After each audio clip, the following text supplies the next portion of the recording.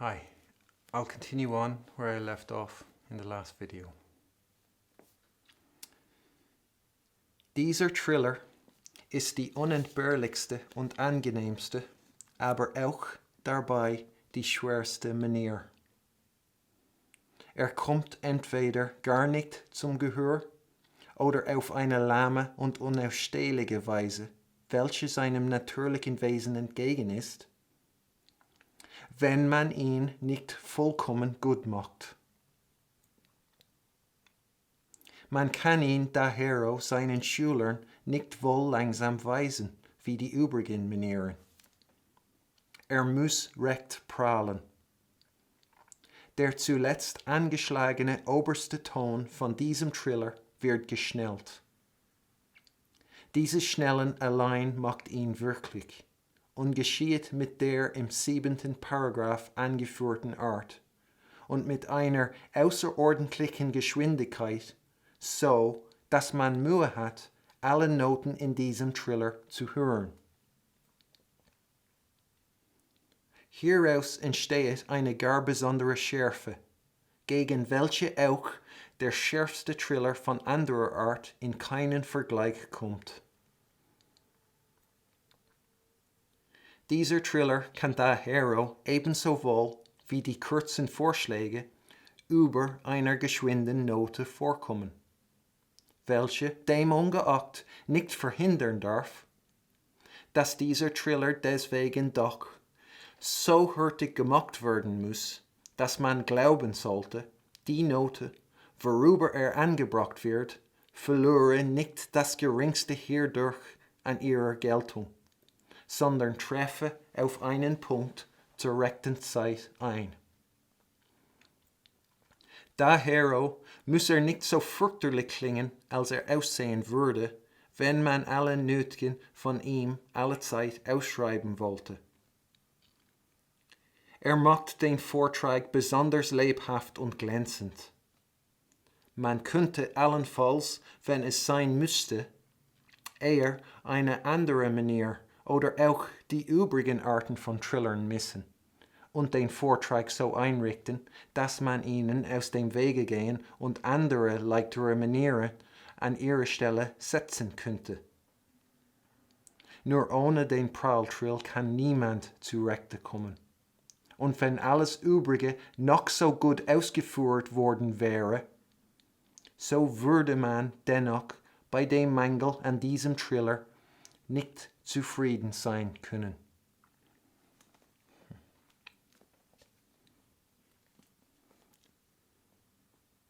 So, that was a lot, and yeah, I'll go through this and I'll be referring back to the Edition Schott explanation, because here we have Bach's defense of how he says the prall-trill should be performed, or his defense of yeah. So he starts saying the trill is, you can't do without it. It's indispensable, and it's the nicest, but also the most difficult ornament.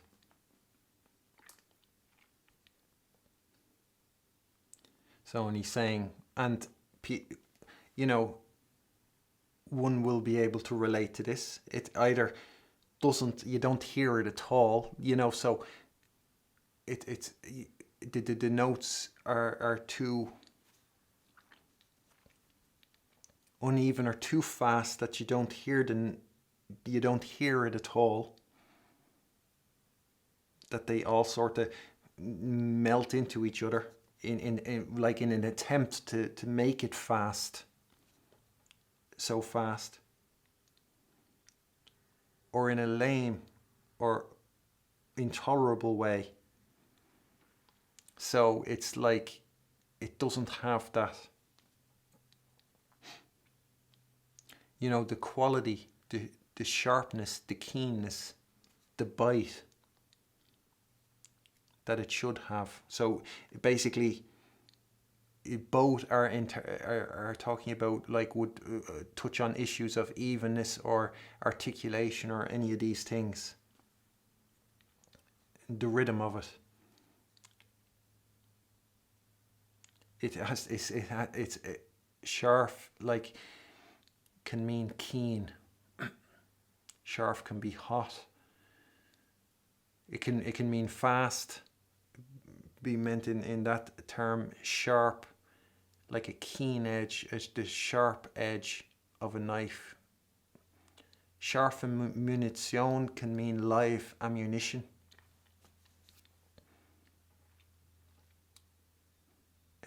It has all these meanings. So it's really, it's like on a keen edge. And so when it's lame, it's not rhythmic. It doesn't have that keen rhythmic element that it needs, and which makes it, lame. And that is totally opposed to its natural being.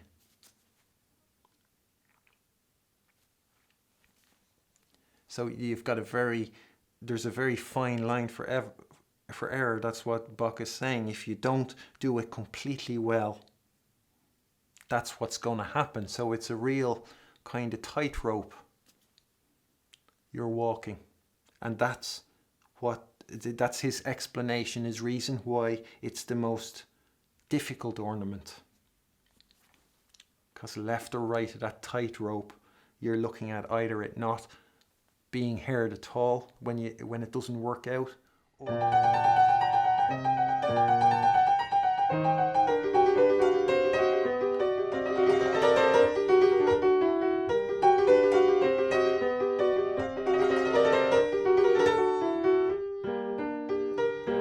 or it comes out in a lame way that lacks the keenness that is so essential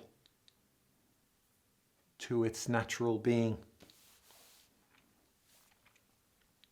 I think that's it's a pretty convincing explanation as to why it's the most difficult ornament. If you think like a regular trill, you have a fair bit of leeway. I mean, when you think of all the way trills will be performed and all the different, like, tricks that one can do to avoid sort of, there's a lot of lee room. A person, in a romantic piece, a person can start to trill off slowly and sort of just warm up into it as they play it, or, all different ways, or you can play it slowly and you'll get by in terms of people understand it as a trill. But the prall-trill, there's no room of forgiveness, or whatever you'd call that. And so Bach says, yeah, therefore you can't,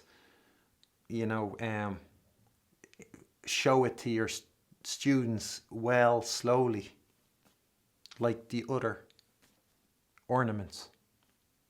Because the prall-trill exists as the prall-trill. When you slow it down, it's not a prall-trill anymore.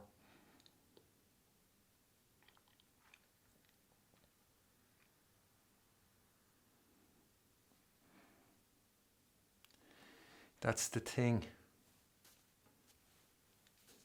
Okay. So, here's Bach saying, muss recht prallen. So it must rightly prall, impact, rebound, shock. These are all translations for prallen, like a glancing blow.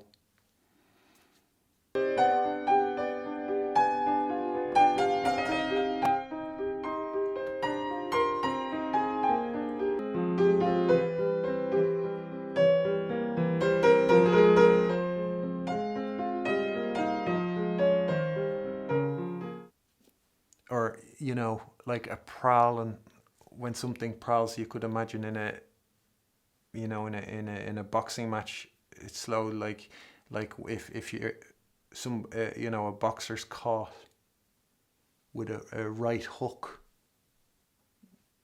that lands straight in his chin, you know, right in target, and then you see the slow motion and you see how the, you know, the face kind of vibrates or moves afterwards. That could be like a prowl, the prowling. So, and then Bach says, like I said when I talked about paragraph 8 in this chapter on trills, about it being the secret to performing a clear and crisp Nachtschlag and the secret to performing the prall-trill. Here we have it. So the last struck upper tone of this trill is hastened, and it's this hastening of that makes it wirklich, he says, you know, so like real or true, or it makes it exist.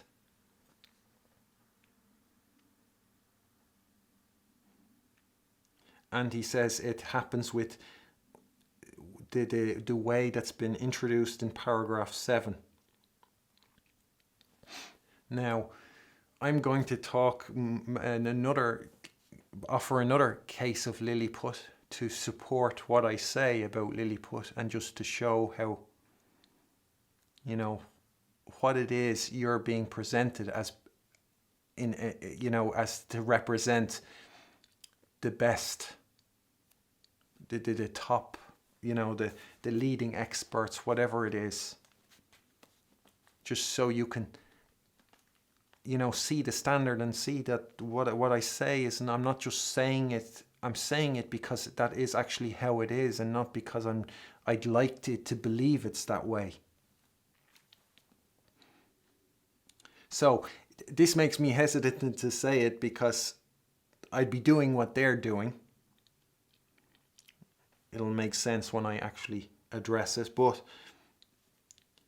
Bach says here, this 7th paragraph, and I would say that is perhaps an oversight, that what he is actually referring to can be found in paragraph number 8 in the chapter on trills. And I'll just read paragraph 7 and paragraph 8 again now, put the translation up so you can decide for yourself. I don't want to, you know, say Bach is wrong. So I'll just read the 2 paragraphs and you can decide for yourself which bit, if in what paragraph he might be referring to. So here's paragraph 7. Die Triller sind die schwerste Manier. Allen wollen sie nicht gelingen. Man muss sie in der Jugend fleißig üben. Ihr Schlag muss vor allen Dingen gleich und geschwinde sein. Ein geschwinder Triller ist allezeit einem langsamen vorzuziehen. Bei traurigen Stücken könnte ein Triller allenfalls etwas langsamer geschlagen werden. Außerdem aber erhebt der Triller, wenn geschwind ist, einen Gedanken sehr. In der Stärke und Schwäche richtet man sich nach dem Gedanken, wobei vorkommt. Es mag dieser Forte oder Piano vorgetragen werden. Man hebt bei dessen Übung die Finger nicht zu hoch und einen wie den anderen auf. Man macht ihn anfangs ganz langsam und hernach immer etwas hurtiger, aber allezeit gleich. Die Nerven müssen hier ebenfalls schlapp sein, sonst kommt ein meckernder, ungleicher Triller heraus. Mancher will ihn dadurch erzwingen.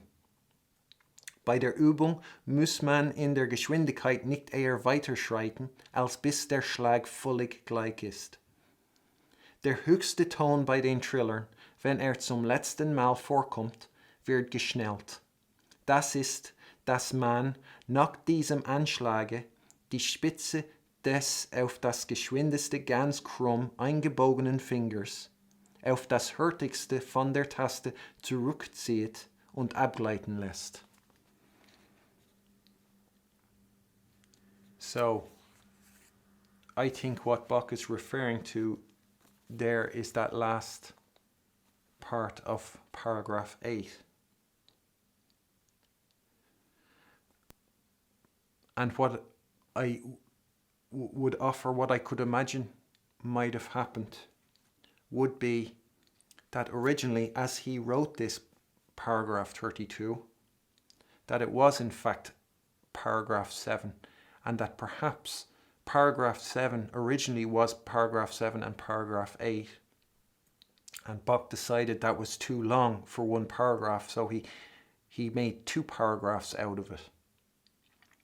And what happens then is, you know, what he has to do then, once he decides to do that, he has to renumber all the following paragraphs, because none of the numbers will be right. So suddenly the second half of paragraph 7 will be paragraph 8, and then he'll change paragraph 8 to become paragraph 9, and so on and so forth, till he's done it with all 36 paragraphs of the chapter. And then, you know, and that's all a nuisance, and that all takes time to do. But he thought, yeah, nah. I mean, I'm guessing here, but he thought, yeah, no, it's too long. It's better I divide up paragraph 7 into 2 paragraphs. So he does that. And then he'll think, job done, grand. And will be very easy then is you forget, or you don't think of the places where you referred to the paragraphs. And so here in paragraph 32, he referred to paragraph 7, which was correct at the time, but forgot to readjust it after he had created the extra paragraph. So it's possible that happened, and it's possible that that bit at the end is what Bach is talking about when he says here about how it's to be played, about the last tone being hastened, and the way that's done is described in paragraph 8. Yeah, so so and it's played with an extraordinary speed, so one has really to make an effort to hear all the notes of the trill, and that's how fast it is. How good will you be hearing all the notes of Edition Schott's, of Lilliput's prall-trill, when the first note isn't even played of the trill? So, and then he says here, what will emerge will be a particular, a special sharpness, keenness, you know, against which even the, you know, the sharpest trills of other kinds can't be, to which even the sharpest trills can't be compared of other kinds. And so, given from what we've learned in the chapter, what could be a sharp trill that doesn't, not even them could come close? One of them could be a trill from below, as Lilliput, you know, as it's used in the Appassionata. And I just want to say about this sharpness, like seriously,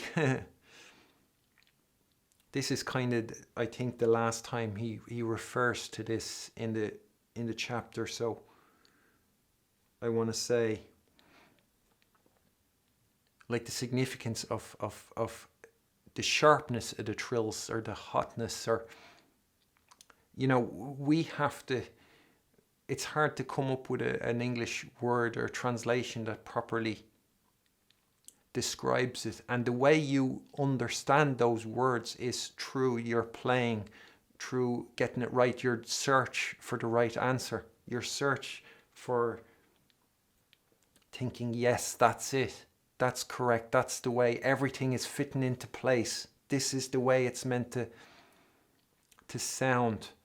And this scharfe, Bach constantly is talking about how sharp a trill is, and all the different kinds of trills. And it's this scharfe that's there to be understood, to be discovered. And it's a scharfe you won't hear, in Lilliput universities, you won't hear them talking about it. You won't hear, in master classes, you won't hear them talking about it. At best, they'll talk about how trills are not always, they can be at different speeds, slower, or how trills can be expressive. But it's the scharfe is how is what to keep in mind in considering what is that, and how a trill, it's like trills, Bach says he's not so fond of the slow trill, and he says, yeah, sometimes in certain circumstances a trill can be somewhat slower, but generally a trill is about the ordinary trill and then the different sharpness of the trill after that. And it's this sharpness is what to be discovered and contemplated. And if you think of the trill from below being used to give the trill an extra sharpness, for the want of a better word, you can wonder, what is that? And I would say, like as an instance, I uploaded the Rondo and Polonaise, the second movement of that Mozart's D major sonata. That's, I don't remember the K number, but the Dürnitz one. And in that Rondo and Polonaise, like the main tune, that idea that Mozart presents, it comes back, and each time it comes back there's a certain variation on it. And in one of the variations, when it comes back again after it goes to a different, when it returns to that, one of the variations is he uses, instead of, he replaces the notes with a trill from below, 2 trills from below, to fill out those bits of that main theme. And that could be listened to and thought about how the trill in terms of scharfe, and how the trill from below, what exactly is that scharfe that Bach is talking about. And one could wonder, does it entirely belong to the notes, to the extra notes of like a trill from below or a trill from above, or does it belong to the quality of the trill itself that you get because of those notes? Because Bach mentions it all the time, and so you can think, let's say, in terms of Mozart, that an understanding then of the trill will be its schärfe. And so Mozart will present his own version of trills, which Bach doesn't cover here, and which maybe Mozart came up with himself. And one could then wonder, does Mozart present those trills because, as does Bach, what's on the mind of the people who know the ornamentation, the playing style of the day? It's the sharpness of the trills that's a question or indicated.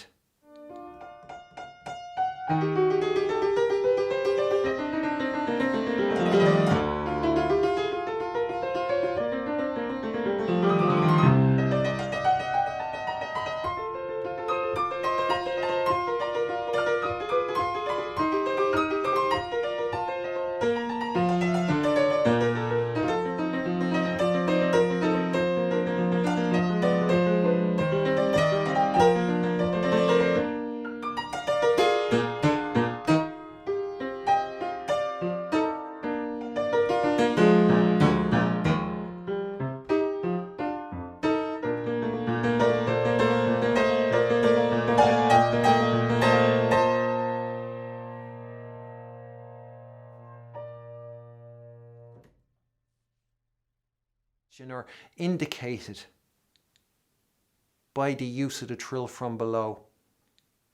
The trill from below will be a sharper trill, so, you know, a composer like Bach would never introduce it in an idea that's meant to be played pianissimo, because they're thinking of how sharp the trill is. So that would be a way to get into Mozart's mind, let's say, and understand the score on a deeper level. When you see those trills, like there's trills that don't necessarily make much sense, you know, like in the opening of the C minor sonata, and the way he, right before the beat, he has the note that a lot of Lilliput will think is repeated then in the, you know, in the trill that follows. They'll have no clue as to what's on Mozart's mind when he has that note before the trill. They have no clue. But what could be on Mozart's mind, and what is an issue of performers of the day, like at the level of, I don't know about Lilliput performers, but the level of Bach and Mozart, that level of performer will be how sharp the trill is. And the small note before the trill that you find in Mozart could be how Mozart creates how sharp the trill is. And so your focus in terms of finding the right answer, coming up, you know, with it, could be thinking about the sharpness of the trill. And so when you keep what Bach says about the Scharfe, he mentions it often, and it's a big issue, and you should as well wonder how come there is no word translation to indicate it, how it's not talked about, how come it's not known, how come Lilliput, the roll of honor, played, and that pianissimo idea in the Appassionata, how come they play a trill from below, one of the that brings a sharpness to the trill, when the idea is meant to be performed pianissimo, and how it's like, I don't know.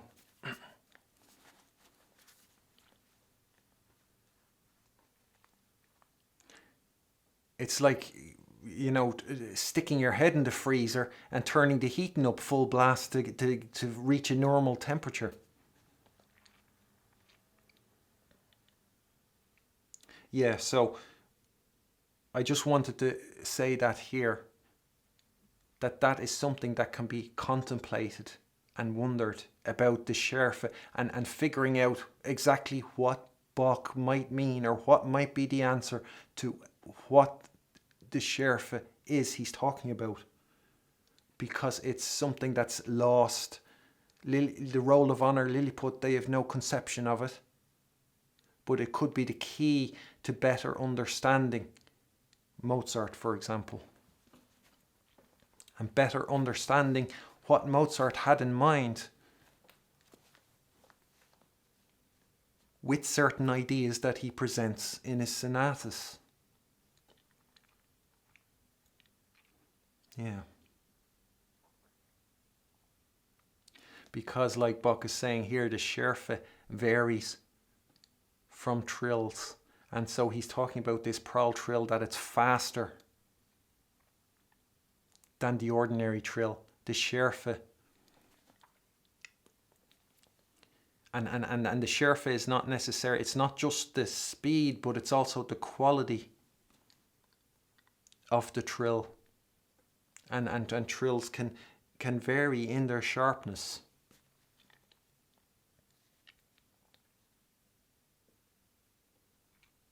When they're not, you know, cage trills, like typewritten trills. Yeah, so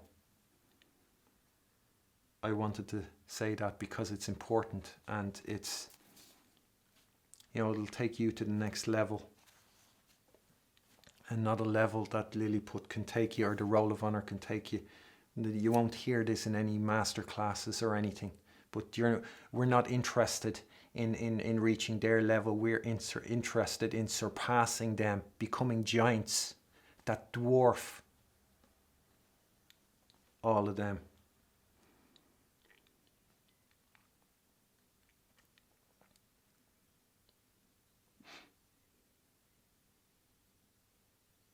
So, okay.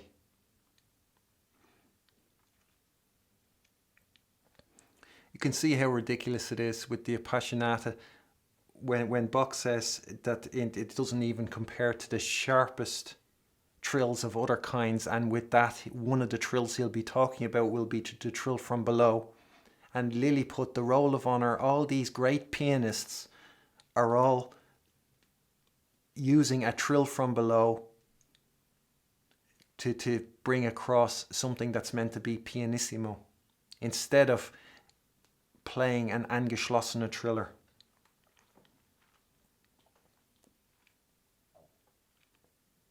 So, and here it is. Now is the defense of Bach's, the way Bach says it's meant to be performed. This is his defense. This is the defense that you can compare to with, you know, the Edition Schott's defense and see which sounds, you know, you can compare it. So Bach says that this trill can occur over short notes or fast notes, like the short unchangeable appoggiatura.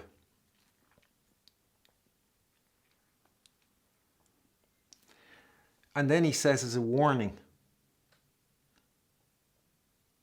like, so, but regardless, it should not hinder that this trill is done so fast that one should believe that the note over which it's introduced, believe that it hasn't lost anything of its value, but it's rather, you know, landing on the spot at the right time. So it's coming in on time. So like so one would believe that the prall-trill took up no time at all, and that the note over which the prall-trill has been introduced loses nothing of its value. This is his defense.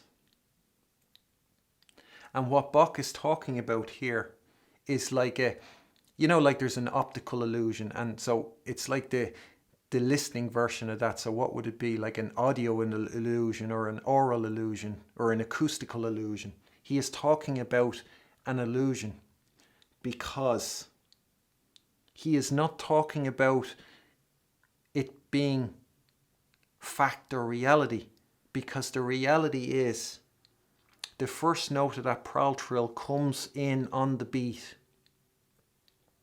Not before it, not after, but exactly on the beat when it's done properly. And you play those 3 notes, let's say the prall-trill, before the last note, which is tied then. So there's, before the last note is heard, you hear 3 other notes are played. And so it's impossible that those 3 notes take up no time. That doesn't happen. So what Bach is talking about is an illusion. You're fooled. Your ear is fooled into thinking that the last note, which is the last note of the prall-trill, which is the same as the note over which it's written, and which is the last note of the prall-trill is tied to the note over which it's written. Your ear is fooled into thinking it actually hit in on time, because in reality that prall-trill did take up space. So he's not talking about it actually being so fast that it takes up no space. He's talking about an illusion that leads your ear into believing that last note arrived on time. That is how the trill is to work. And what is key to creating that illusion is that first note being played. Because if that first note is tied, what your ear hears is, whether you realize it or not, like, you might not know that it's not being played, but your brain does. So when that first note is tied, what you have is your ear is going to hear the other voices coming in on time and the trill coming in late. And so no matter how fast those other notes of the trill are played, your brain will always register it as coming in late. So it'll register that last note as coming in late after a delay, because what happens with Edition Schott's way of playing it, there's a delay. It begins with a delay. So that delay remains. So key to you being fooled into thinking that last note, the note over which the prall-trill is introduced, is not coming in later, but in fact on time, is that first note of the trill being played, coming in exactly on the beat, exactly at the right time. That is key to creating that illusion. And that is as well key to the prall element of that, because it's that hitting in. That is key to it pralling, impacting, shocking, rebounding, whatever the word is, like a glancing blow. It is that first note being played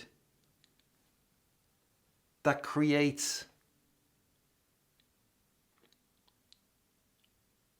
that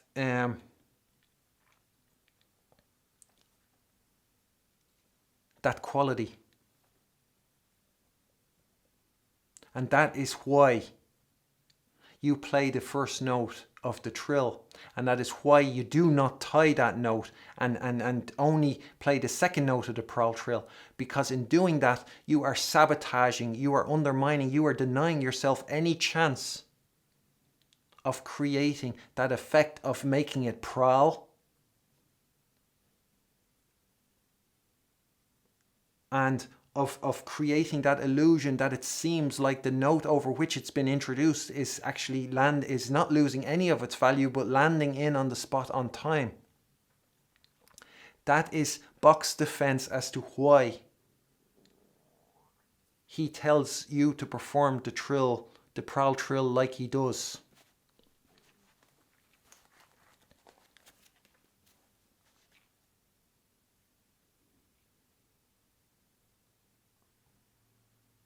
So, Lilliput's Edition Schott's defense was that it's the delay at the beginning can be explained from the fact that it's seen as a shortened trill, and that the note, the first note of the trill is identical to the preceding note, so it's not played again.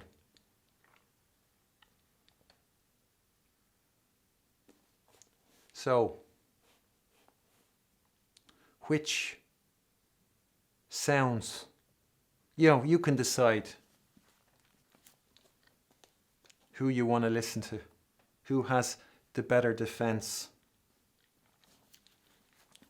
And and so Bach is,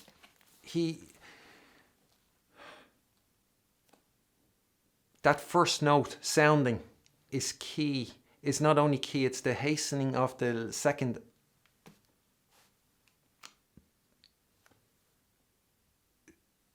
of the upper tone, the last time it comes forth as well, is key to the prall-trill, pralling. And it's that first note sounding, being played is key to creating that illusion that you're thinking that the note over which it's introduced doesn't lose anything of its value.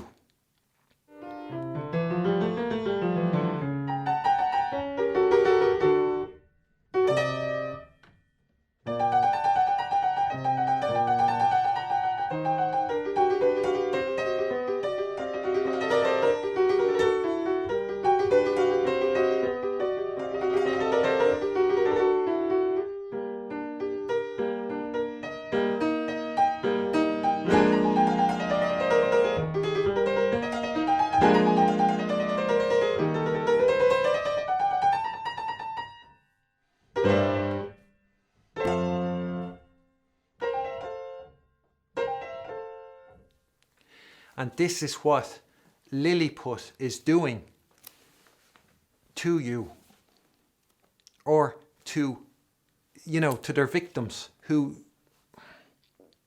they undermine, they sabotage your chance, anybody's chances of ever doing it properly, coming to the right answer. They are sabotaging two things. You'll always hear a delay when you play it Lilliput's way. You'll always hear a delay. And the trill will never prowl. It will never prowl. They have robbed you. Those two things. No matter how off you can practice that with the metronome, you can break it up into rhythms, you can do it till the day you die, and you will never get those two qualities out of that, because Lilliput has robbed you of the chance of ever achieving that.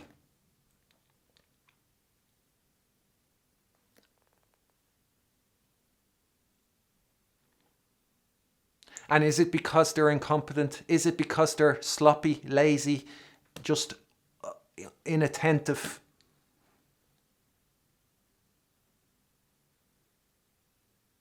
It's not.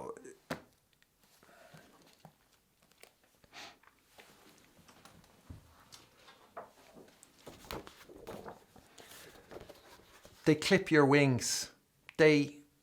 So they rob you of ever being, it's like it's like decommission or whatever.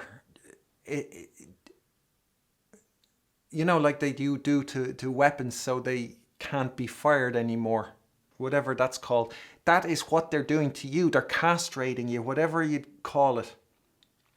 They are robbing you of ever being able to come across the right answer. And not only do they do that, and this is an example of, like what I'm saying, how they keep you in the cage. They misquote Bach. Bach says, even though he provides you with the answers that make it possible to actually achieving the prall-trill and getting the effect he's talking about, getting it to wrecked prowl. Bach says he uses one word to emphasize how it should prowl. He says, muss recht prahlen.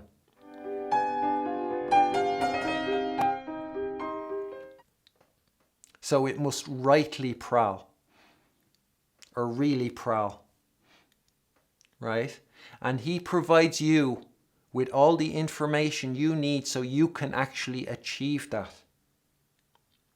Whereas Edition Schott, Lilliput, all those universities, all those professors, and then those people who graduate, if they don't want to, if they want to continue on in the tradition, they'll be telling their students the exact same thing.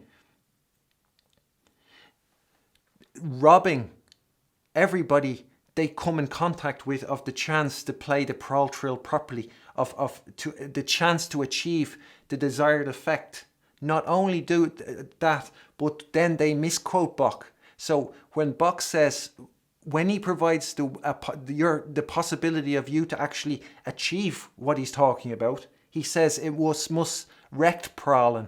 So it must, rightly prall or really prall. Whereas they say, after denying you the chance of it pralling at all, they say es muss recht ordentlich prallen. So it must really, rightly, properly prall. So they add two emphasis words to highlight the result you should be striving for, while robbing you of the means to actually ever achieve it. They're sabotaging. Them saying you don't play the first note, it's tied and there's a delay. They are sabotaging your chance of making it prall at all. Never mind rightly, properly pralling. And that's exactly what I'm talking about, keeping it in the cage. And they create, if you're interested in, yes, I want to achieve that, I want it to rightly, properly prall, and then you are, you've got like, you're using the means they give you, which totally sabotage your chances of ever achieving that, and you're striving towards like attaining the highest levels of art, and you have, like, you genuinely care about all that. And what do? They set the bar even higher, while like handicapping you, sabotaging you. And it's exactly that, like where you hold like a carrot in front of a donkey. And because they sabotage your chances of ever attaining it, it means you will never, just like the donkey never reaches the carrot, you'll never reach the carrot. And what they do then as well, aside from sabotaging your chances, then they dress up the goal to attain to be even grander. Where Bach only says es muss recht prallen, they manipulate the quote, pass it off as being accurate, and say es muss recht ordentlich prallen. So they make the carrot even like fatter and juicier. That carrot you will never attain. And that's what they're doing. And that's the torment then. And so you will, just like the donkey, you'll be going around in circles, trying to reach this carrot that you will never actually get. Because Lilliput, those in the cage, those who want to keep you in the cage, those who feed off you, the more people that are in the cage, the more their deck chair and margarita club is financed, and they want to keep you in there. So it's actually unattainable what they present, and they manipulate the results. Where Bach, the honest one, the one who is genuinely giving you something, empowering you, he doesn't dress up the goal, even though he could, but he makes it possible to reach it. Whereas Lilliput, they blow up the goal and rob you of the chance of ever achieving it.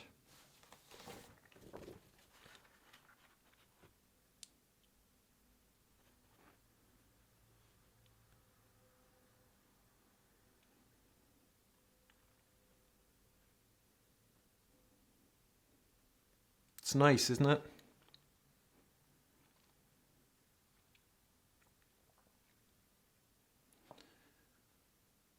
It's nice.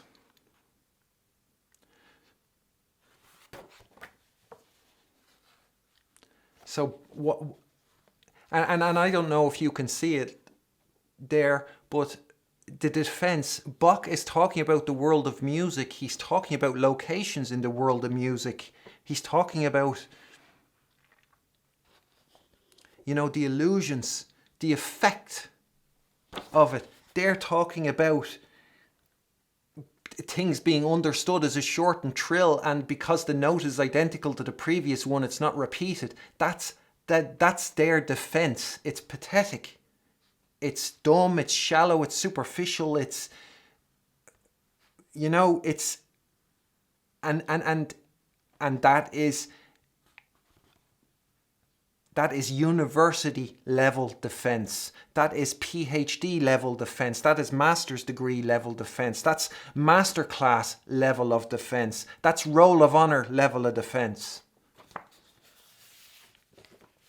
And it's pathetic next to Bach's defense of why his is the correct answer, is the correct way to perform the prall-trill, and why Lilliput's one isn't.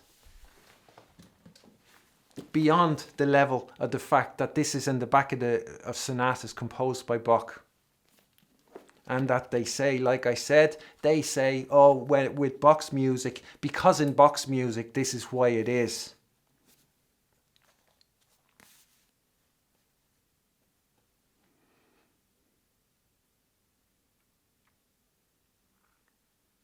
So, and that's why it doesn't have to sound so terrible.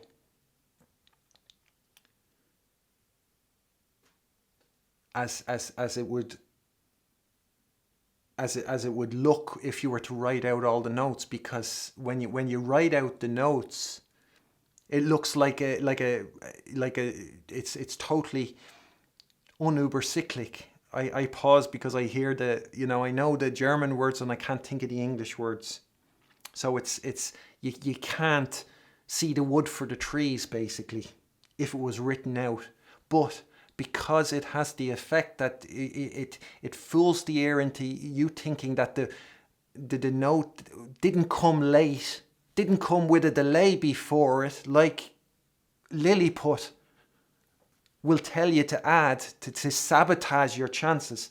Because it sounds like the note it's on comes in on time, your ear is able to keep, is not going to get lost. It's not going to lose sight of the wood for the trees. And so it'll be able to keep, follow the line, follow the structures of the music, and not get lost in a sort of a wave of notes. And that's why it's not so, you won't be so, it won't be so terrible sounding as it would look. It would look like, how am I ever going to make sense of all these fast notes? You don't, because your ear will, you're not going to lose any time on the note over which it's been introduced, as far as your ear is concerned. So it's not going to upset you in terms of getting overwhelmed.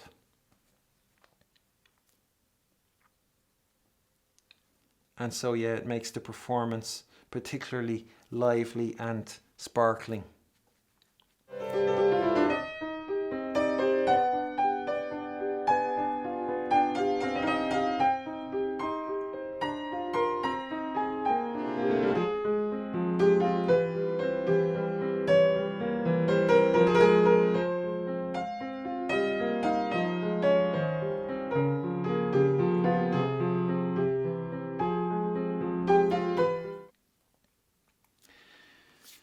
And just in terms of like what it is that Lilliput is doing when they sabotage it, and you could wonder, is it because they're so incompetent, so inept?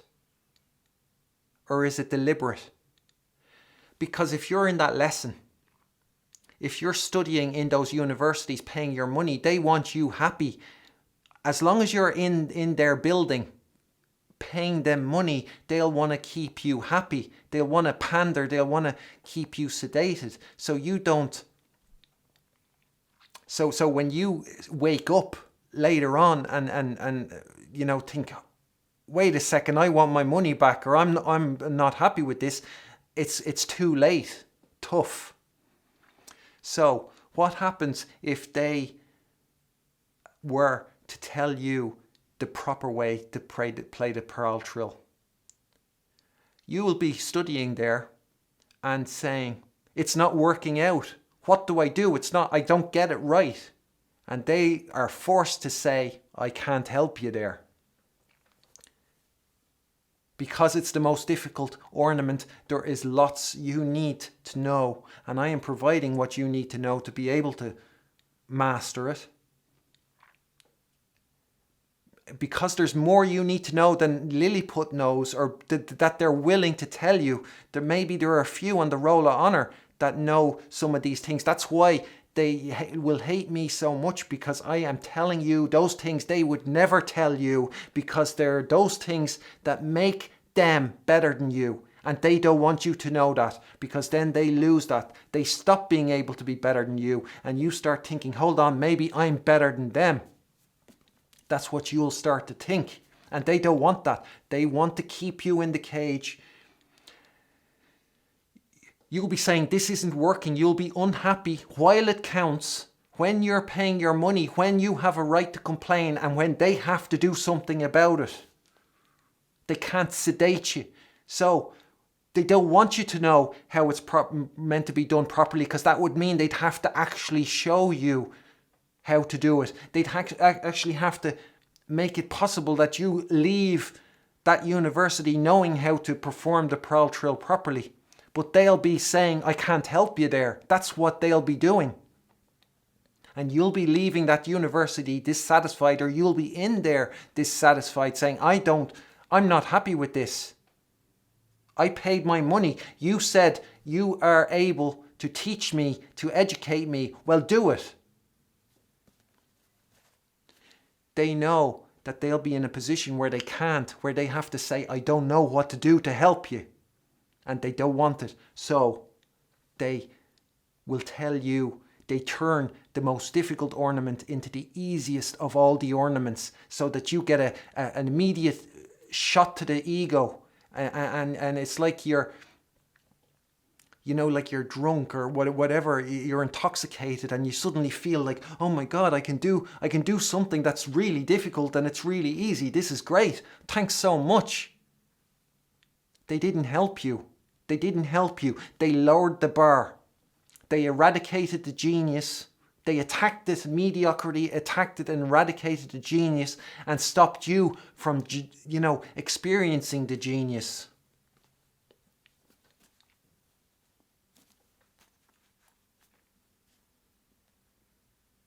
And so, just to Bach then shows just what it is. They are denying you when they sabotaged. And don't forget, they are doing the exact same as Lilliput did then. They have not evolved. Lilliput has not evolved one little bit since 1753. Not at all. They are doing the exact same. And Bach wants to say just what it is they are sabotaging. And what they are sabotaging is something, he says, you can avoid other types of ornaments and even other types of trills, and you can adjust the set up or design the performance so that's you avoid them, put easier ornaments in their place. And you could do that if need be, or you could do that. But he says, without the prall-trill, no one zurechte kommen, can niemand zurechte kommen. Like that can mean manage, or I see it as it's like flourishing or living a contented life, like being happy. That can be things of when someone comes to rect, is that they are content. It's like, you have a good life. Your setup is good, and you can be content, and you can be satisfied, and you can live and say, yes, this is good, I am happy. Bach is saying nobody can achieve that if they lack this trill. And it doesn't matter how well everything else is performed, when you are missing that, you will not be satisfied. So just like the way they undermine your chances of ever achieving it, never reaching the carrot, Bach is describing exactly that perpetual hell and torment that you will be experiencing if you care about it. He's saying, yes, that is what you will experience with it, because you cannot be content and satisfied. There are certain things one needs to live a life of contentment and happiness. And in music terms, the prall-trill is one of them. So that is how important the prall-trill is. That's what Bach is telling you. So that is how egregious that what Lilliput is doing is.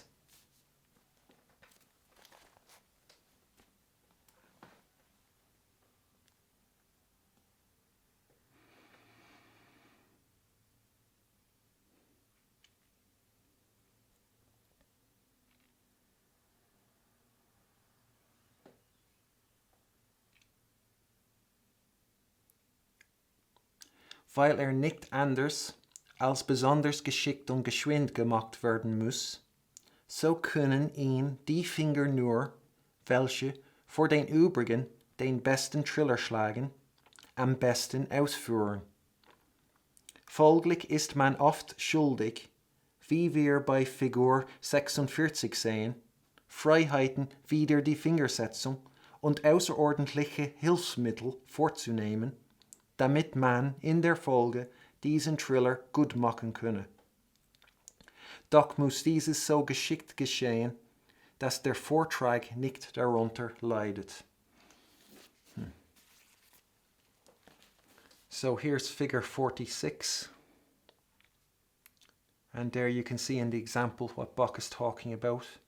How, if you've looked at the chapter on fingering, you know what he's talking about, and were those prall-trills not there, how Bach would would not necessarily recommend that exact fingering for such passages. And so he's saying you use those fingers that can play the best trills. So directly above the notes he has 3 and 2, which one could perhaps assume or suspect that what he means by that is 3 and 2 are the 2 best fingers for performing the trill, and that 4 and 3 will come next after, before the little finger and the 4th finger, or the 2nd finger and the thumb and the other end of the other side of the hand.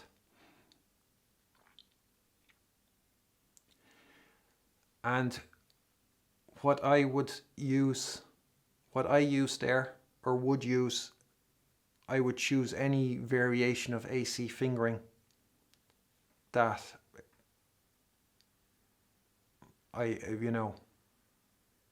that would work. So I'd use any option. So basically, because they're all on white notes, the fingers I'd be using would be the thumb, the little finger, and the 3rd finger on the white notes. I wouldn't use the 4th finger at all. And I could potentially use the 2nd finger on the white notes.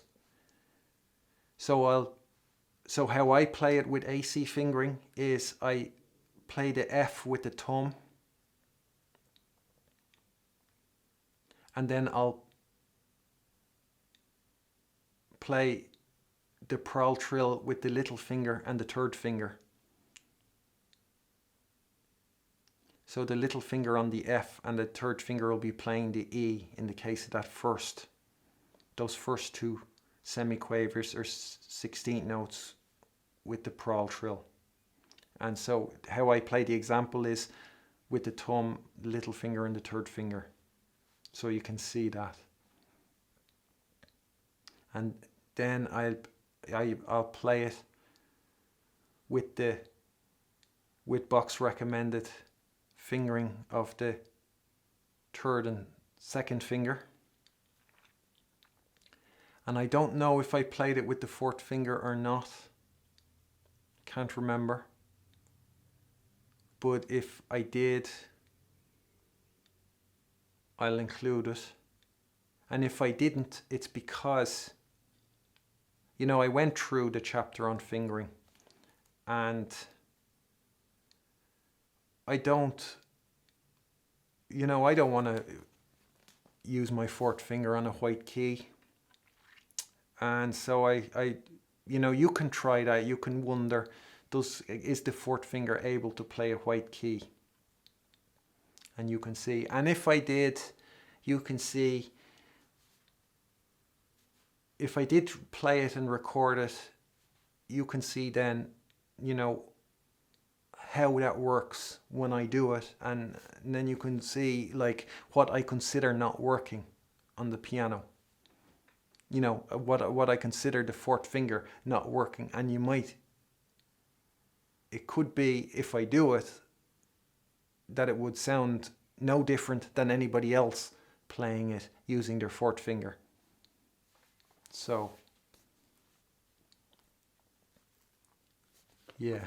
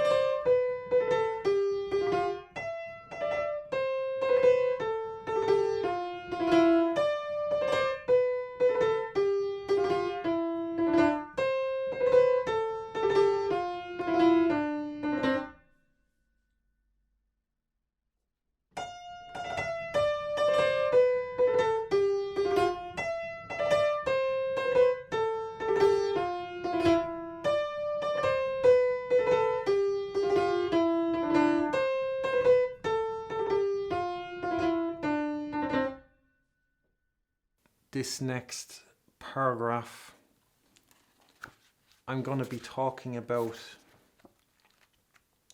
what the editor, I talked about, what Edition Schott were saying, and now I'll be talking about what the editor of what Bärenreiter say regarding the text and how you should interpret what it is Bach says. So I'll leave it at that now, and I'll do that the next time, because it's again a lot.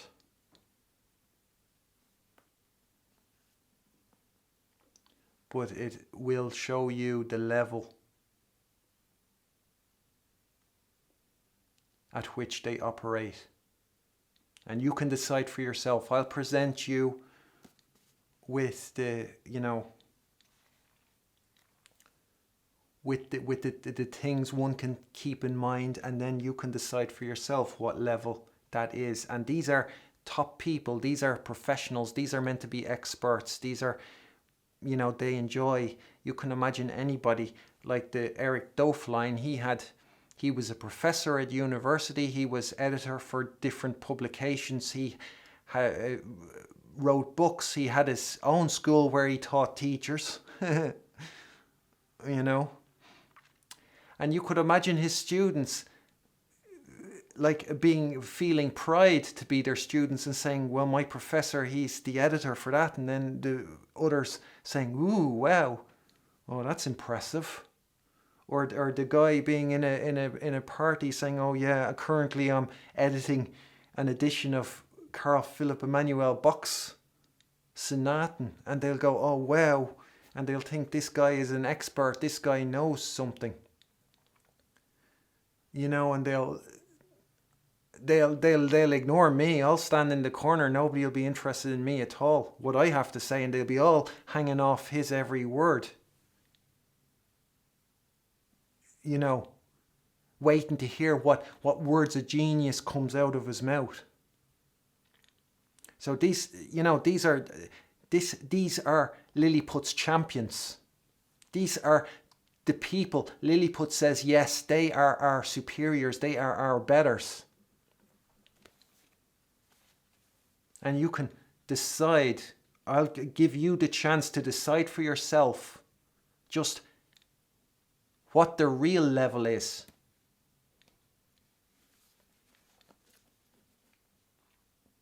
So I'll do that next. I'll leave it now, just to, it's too much all in one go. Okay, thanks, bye.